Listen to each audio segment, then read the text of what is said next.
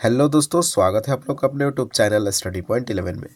दोस्तों हम लोग देख रहे हैं एसएससी जीडी एग्ज़ाम 2023 के लिए सेट प्रैक्टिस, जिसमें आज बात करेंगे जीके जीएस और करंट अफेयर्स का सेट नंबर 5 का। इससे पहले हम लोग 4 सेट कर चुके हैं। अगर आपने नहीं देखा है तो उसको जाकर देख लीजिए, क्योंकि हर एक सेट आपके एग्ज़ाम के लिए इम्पोर्टेंट है। तो चलिए शुरुआत करते हैं इस सेट का। और दोस्तों, अगर आपने अभी तक चैनल को सब्सक्राइब नहीं किया तो ज़रूर चैनल को सब्सक्राइब कर लें और बेल आइकन को दबा लें, क्योंकि दोस्तों हम लोग करेंट अफेयर्स की जो स्पीडी बुक आती है उसको भी ख़त्म करने वाले हैं, यानी शुरुआत करेंगे कल से। और आपके जो नए पैटर्न पे आया है बुक रुकमनी प्लेटफॉर्म का, उसको भी हम लोग कल से स्टार्ट करने वाले हैं, आप लोग को पता ही होगा। तो चलिए शुरुआत करते हैं इस दमदार सेट का। पहला प्रश्न है, भारत का अंतरिक्ष यानी स्पेस रॉकेट लॉन्चिंग केंद्र कहाँ स्थित है? आपके ऑप्शन है व्हीलर आइलैंड, हासन, श्रीहरिकोटा या फिर पोर्ट ब्लेयर। तो इसका सही उत्तर होगा ऑप्शन नंबर सी, श्रीहरिकोटा। दोस्तों यह प्रश्न बहुत सारे एग्जामों में पूछा गया है, तो आपके एग्जाम में भी आने की संभावना बहुत ज़्यादा है। तो याद रखेंगे, भारत का अंतरिक्ष रॉकेट लॉन्चिंग केंद्र है श्रीहरिकोटा में। दोस्तों जब भी हमारा वीडियो आप देखते हैं तो हाथ में पेन और कॉपी जरूर रखें। मैं हर वीडियो में आपसे अनुरोध करता हूं, क्योंकि जो प्रश्न आपको नहीं आता उसको कॉपी में नोट कर लीजिए। जब एग्ज़ाम करीब आएगा तो आपको कॉपी पढ़ने में समय कम लगेगा, इस बात को आप लोग ध्यान में रखेंगे। तो भारत का अंतरिक्ष रॉकेट लॉन्चिंग केंद्र कहाँ है दोस्तों? तो श्रीहरिकोटा में। और यह श्रीहरिकोटा है कहाँ? तो दोस्तों ये आंध्र प्रदेश में स्थित है, इस बात को भी आप लोग याद रखेंगे। चलिए देखते हैं अब नेक्स्ट प्रश्न को। निम्नलिखित में से कौन सा ग्रंथ कालिदास ने लिखा है?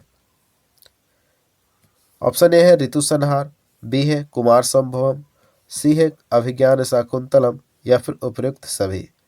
तो दोस्तों इसका सही उत्तर हो जाएगा ऑप्शन नंबर डी, उपयुक्त सभी। यानी कि ऋतु संहार, कुमार संभव, अभिज्ञान शाकुंतलम ये कालिदास के द्वारा लिखा हुआ ग्रंथ है, इस बात को आप लोग ध्यान में रखेंगे। बात करें दोस्तों कालिदास, तो कालिदास संस्कृत भाषा के महाकवि थे और यह चंद्रगुप्त द्वितीय के दरबार के नवरत्नों में से एक थे। कालिदास को भारत का शेक्सपियर भी कहा जाता है। पहले सेट में मैंने यह प्रश्न करा भी दिया है, इस बात को आप लोग ध्यान में रखेंगे। चलिए अब देखते हैं नेक्स्ट प्रश्न को। पानीपत की पहली लड़ाई में बाबर ने किसको हराया था? ऑप्शन है सिकंदर लोदी, इब्राहिम लोदी, राणा सांगा या फिर शेरशाह सूरी। तो दोस्तों 28 नंबर सवाल का सही उत्तर हो जाएगा option number B, Ibrahim Lodi को पानीपत की पहली लड़ाई में बाबर ने हराया था। आपसे प्रश्न ये भी पूछा जा सकता है कि पानीपत की पहली लड़ाई किसके बीच हुई थी? तो बाबर और इब्राहिम लोदी के। कब हुआ था दोस्तों ये भी आपको याद रख 1526 में बाबर और इब्राहिम लोदी के बीच पानीपत की पहली लड़ाई हुई थी। अगर आपसे पानीपत का द्वितीय युद्ध के बारे में सवाल पूछा जाए तो यह अकबर और हेमचंद्र विक्रमादित्य के बीच लड़ा गया था, इस बात को आप लोग ध्यान में रखेंगे। चलिए देखते हैं अब नेक्स्ट सवाल को, जो कि सवाल है जहांगीर के दरबार में ब्रिटिश शासक जेम्स प्रथम का राजदूत कौन था? रॉल्फ फिंच, पीटर डेल वेला, एडवर्ड टेरी या फिर विलियम हॉकिंस। तो आप बोलेंगे सर इसका राइट आंसर होगा 29 का option number D, William Hawkins जो है यह जेम्स प्रथम का राजदूत था। किसके दरबार में? तो जहांगीर के दरबार में, इस बात को आप लोग ध्यान में रखेंगे। दोस्तों विलियम हॉकिंस जो है 1609 में जहांगीर के दरबार में आया था। कब आया था? 1609 में। इस बात को भी आप लोग ध्यान में रखेंगे कि हॉकिंस आया था जहांगीर के दरबार में। जहांगीर ने हॉकिंस को खान का उपाधि भी दिया है। इस प्रश्न को बार बार पेपर में पूछा जाता है कि जहांगीर ने किसे खान की उपाधि दिया, तो आप बोलेंगे हॉकिंस को दिया था। नेक्स्ट, किस दिल्ली सुल्तान ने राज्य की सहायता के लिए नहर सिंचाई व्यवस्था का प्रारंभ किया? ऑप्शन है रजिया सुल्तान, अलाउद्दीन खिलजी, गयासुद्दीन तुगलक या फिर सिकंदर लोदी। तो इसका सही उत्तर होगा option number C, Ghiyasuddin Tughlaq. याद रखेंगे गयासुद्दीन तुगलक ने दोस्तों राज्य की सहायता के लिए नहर सिंचाई व्यवस्था का प्रारंभ किया था। बात करें गयासुद्दीन तुगलक की, तो 8 सितंबर 1320 में दोस्तों दिल्ली में तुगलक वंश की स्थापना किया। किसने? गयासुद्दीन तुगलक ने। और रजिया सुल्तान जो है दोस्तों काफ़ी इम्पोर्टेंट है कि रजिया सुल्तान प्रथम मुस्लिम महिला थी जिसने दिल्ली की शासन का बागडोर भी संभाला था। और बात करें तो नहरों का सर्वाधिक जाल या नहर तंत्र फैलाने वाला दृष्टिकोण से अगर सवाल पूछा जाता है तो आप बोलेंगे फिरोज शाह तुगलक सबसे महत्वपूर्ण सुल्तान था। यानी ये नहरों का जाल बिछा कर रख दिया, कौन? फिरोज शाह तुगलक। नेक्स्ट, निम्नलिखित राष्ट्रीय राजमार्ग में से कौन सा एक महाराष्ट्र, छत्तीसगढ़ और उड़ीसा राज्य से होकर जाता है? ये आपके चार ऑप्शन में राजमार्ग दिखा है, तो इसका सही उत्तर होगा ऑप्शन नंबर 31 का दोस्तों सी राइट आंसर हो जाएगा। NH6 जो है महाराष्ट्र, छत्तीसगढ़, उड़ीसा राज्य से होकर गुजरता है। और भी कुछ महत्वपूर्ण NH है जिसको आपको ध्यान में रखना है, जैसे NH44 है, वर्तमान में भारत का सबसे लंबा सड़क मार्ग माना जाता है। कौन? NH44। और NH44 जम्मू कश्मीर केंद्र शासित प्रदेश से लेकर तमिलनाडु के कन्याकुमारी तक फैला हुआ है। NH44, इस बात को आप लोग ध्यान में रखेंगे, काफ़ी इंपॉर्टेंट है NH44। नेक्स्ट, दक्षिण अमेरिका में अमेजन द्रोणी में कौन से वन है? दोस्तों दक्षिण अमेरिका में जो अमेजन द्रोणी है वहाँ कौन सा वन पाया जाता है, यह प्रश्न आपसे पूछा गया है। तो 32 का राइट आंसर दोस्तों हो जाएगा ऑप्शन नंबर बी, विषुवतीय वर्षा वन जो है अमेजन द्रोणी में पाया जाता है एक वन है, विषुवतीय वर्षा वन। इस बात को आप लोग ध्यान में रखेंगे। इन वनों का स्थानीय नाम अगर बात करें तो सेलवास होता है दोस्तों। क्या नाम है इसका? सेलवास, जो कि स्थानीय नाम है, वहाँ से इसको सेलवास बोला जाता है। और अमेजन वन प्रदेशों का पृथ्वी का फेफड़ा बोला जाता है दोस्तों। जो अमेजन वन है उसे पृथ्वी का फेफड़ा बोला जाता है। और यह प्रश्न आपके NTPC के एग्जाम में पूछा गया था, इस बात को भी आप लोग ध्यान में रखेंगे। नेक्स्ट, भारत की एंटी टैंक मिसाइल कौन सी है? 33। तो इसका सही उत्तर होगा दोस्तों ऑप्शन नंबर बी, नाग जो है भारत का एंटी टैंक मिसाइल है। और इसका परीक्षण कब किया गया था? तो 1990 में किया गया था। ये प्रश्न भी पूछा गया है आपके एग्जाम में, ठीक है, इस बात को ध्यान में रखेंगे। नेक्स्ट, मोनालिसा की प्रसिद्ध कलाकृति का चित्रकार कौन था? ऑप्शन है Leonardo da Vinci, Pablo Picasso, FA बार्थोलोडी या हेनरी स्मिथ। तो दोस्तों 34 का सही उत्तर हो जाएगा option number A, Leonardo da Vinci जो है यह मोनालिसा की प्रसिद्ध कलाकृति के चित्रकार रहे हैं।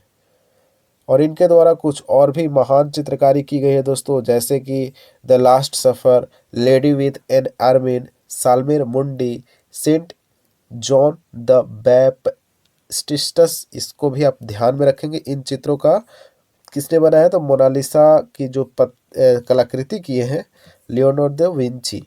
कौन? लियोनार्डो द विंची के द्वारा इन सारे चित्र को बनाया गया है, इस बात को आप लोग ध्यान में रखेंगे। नेक्स्ट प्रश्न है, प्रकाश रासायनिक धूम कोहरे में हमेशा क्या होता है? तो दोस्तों प्रकाश रासायनिक धूम कोहरा एक प्रकार का प्रदूषण है, तो इसमें आपका ओजोन पाया जाता है। क्या पाया जाता है दोस्तों? ओजोन। तो इसका सही उत्तर भी हो जाएगा ऑप्शन नंबर सी, ओजोन। आइए बात करते हैं अब नेक्स्ट प्रश्न का। फिलीपींस में प्रयोग की जाने वाली मुद्रा कौन सी है? तो दोस्तों आपको याद होगा कि फिलीपींस में प्रयोग की जाने वाली मुद्रा जो है वह है आपके ऑप्शन नंबर ए में पेसो। क्या है? फिलीपींस में कौन सी मुद्रा यूज की जाती है? पेसो। बात करें दोस्तों जर्मनी में तो आपका यूरो हो जाएगा, या फिर यूरोपीय संघ या भी पूछा जाए तो वहाँ भी यूरो मुद्रा का यूज किया जाता है।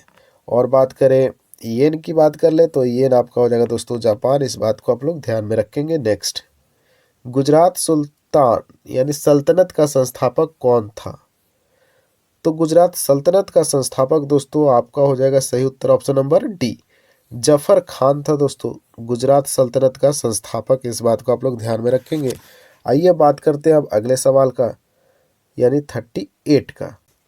प्रश्न है, राइट लाइवलीहुड पुरस्कार 2019 किसे प्राप्त हुआ? दोस्तों हम लोग देखेंगे 2022 में किसको दिया गया है, ठीक है। देखिए 2022 में दो को दिया गया है। पहले है फॉर्चून अदान, और दूसरे की बात करें दोस्तों तो इलवाद एलमन। इन दोनों को दिया गया है राइट लाइवलीहुड पुरस्कार 2022। चलिए देखते हैं नेक्स्ट प्रश्न को। इस्तांबुल कन्वेंशन से अलग होने का निर्णय किस देश ने लिया है? तो दोस्तों इसका राइट आंसर होगा ऑप्शन नंबर डी, पोलैंड ने दोस्तों हाल ही में इस्तांबुल कन्वेंशन से अलग होने का निर्णय ले लिया है। नेक्स्ट प्रश्न आपसे पूछा गया दोस्तों, एशिया का कौन सा देश संयुक्त राष्ट्र शस्त्र व्यापार संधि में शामिल हुआ है? तो इसका सही उत्तर होगा ऑप्शन नंबर बी, चीन जो है एशिया का वह देश है जो संयुक्त राष्ट्र शस्त्र व्यापार संधि में शामिल हुआ है। कौन? तो चीन एशिया का देश है। नेक्स्ट, भारत ने PSLV C-49 के द्वारा किस उपग्रह का परीक्षण 7 नवंबर 2020 को किया? तो इसका सही उत्तर होगा दोस्तों ऑप्शन नंबर ए, EOS-01। याद रखेंगे दोस्तों ये कोड 01 और किससे छोड़ा गया था? PSLV C-49 से। नेक्स्ट, व्हाट्सएप ने हाल ही में UPI पेमेंट के लिए कितने बैंकों के साथ साझेदारी किया है? तो इसका सही उत्तर होगा ऑप्शन नंबर बी, 5 बैंकों के साथ दोस्तों व्हाट्सएप ने साझेदारी किया है UPI पेमेंट के लिए। इस बात को आप लोग ध्यान में रखेंगे। आप लोग देखते होंगे कि व्हाट्सएप में अब पेमेंट का ऑप्शन भी आता है। तो कितने बैंक जुड़े हैं दोस्तों? 5 बैंक। नेक्स्ट, डॉगर बैंक कहाँ स्थित है? काफ़ी इंपॉर्टेंट सवाल है दोस्तों, इस बात को आप लोग ध्यान में रखेंगे। डॉगर बैंक कहाँ स्थित है? तो इसका सही उत्तर होगा दोस्तों 43 का ऑप्शन नंबर ई, अटलांटिक महासागर में स्थित है। डॉगर बैंक कहाँ स्थित है? तो अटलांटिक महासागर में दोस्तों। और डॉगर बैंक किस लिए प्रसिद्ध है? तो मत्स्य क्षेत्र का एक महत्वपूर्ण स्थान है दोस्तों डॉगर बैंक। इस बात को भी आप लोग ध्यान में रखेंगे। आइए देखते हैं अब नेक्स्ट सवाल को। सर्वाधिक मतदाताओं वाला देश कौन है? तो अपना देश भारत है दोस्तों। सर्वाधिक मतदाताओं वाला देश भारत है, इस बात को आप लोग को तो पता होगा। दोस्तों बात करें 16वीं लोकसभा चुनाव जब हुआ था उस समय 89 करोड़ यानी 89 करोड़ मतदाता थे। अब तो और भी बढ़ गए होंगे। तो भारत विश्व का सबसे बड़ा लोकतंत्र वाला देश है, ये तो आपको पता है। विश्व में सर्वप्रथम लोकतंत्र की शुरुआत अमेरिका के द्वारा किया गया था और निर्वाचन आयोग द्वारा ही मतदाताओं की सूची तैयार किया जाता है, ये भी आपको पता है। और किस अनुच्छेद में बताया गया वयस्क मताधिकार के बारे में? तो याद रखेंगे अनुच्छेद नंबर 326 में वयस्क मताधिकार लोगों के बारे में उल्लेख किया गया। नेक्स्ट, रजत क्रांति का संबंध किससे है? तिलहन, अंडा, मछली या फिर दूध? आप लोग उत्तर देते चलेंगे दोस्तों और कमेंट बॉक्स में अपना स्कोर जरूर बता दीजिएगा। तो 45 का राइट आंसर होगा ऑप्शन नंबर बी, अंडा। रजत क्रांति किससे संबंधित है? तो अंडा से संबंधित है, इस बात को आप लोग ध्यान में रखेंगे। और भी बहुत सारी क्रांतियाँ जैसे पीली क्रांति तिलहन से संबंधित है, गुलाबी क्रांति झींगा उत्पादन से संबंधित है, श्वेत क्रांति दूध से, गोल क्रांति आलू, लाल क्रांति टमाटर मांस, और बात करें कृष्ण क्रांति का तो पेट्रोलियम, इस बात को भी आप लोग ध्यान में रखेंगे। नेक्स्ट, किसी राष्ट्र के वास्तविक जीवन स्तर का आकलन किया जा सकता है? दोस्तों किसी भी राष्ट्र का वास्तविक जीवन स्तर का आकलन एक ही तरीके से किया जा सकता है, वो है आपका प्रति व्यक्ति आय। तो इसका सही उत्तर होगा ऑप्शन नंबर सी, प्रति व्यक्ति आय। याद रखेंगे दोस्तों, किसी राष्ट्र के वास्तविक जीवन स्तर का आकलन किया जा सकता है प्रति व्यक्ति आय के द्वारा।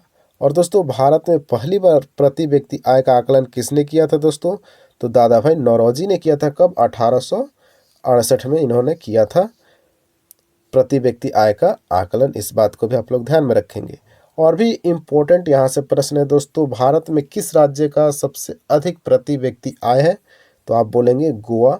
और किस राज्य का सबसे कम है? तो बिहार का प्रति व्यक्ति आय सबसे कम है। नेक्स्ट, डॉक्टर BR अम्बेडकर ने संविधान का हृदय और आत्मा किसे कहा था? तो इसका राइट आंसर दोस्तों हो जाएगा ऑप्शन नंबर सी, संवैधानिक उपचारों के अधिकार को हृदय और आत्मा बोले थे कौन? डॉक्टर भीमराव अंबेडकर। यह प्रश्न काफ़ी इंपॉर्टेंट है, आपके अनेकों परीक्षाओं में पूछा गया यह प्रश्न है, तो आपके एग्जाम में भी पूछा जाएगा, इस बात को आप लोग ध्यान में रखेंगे।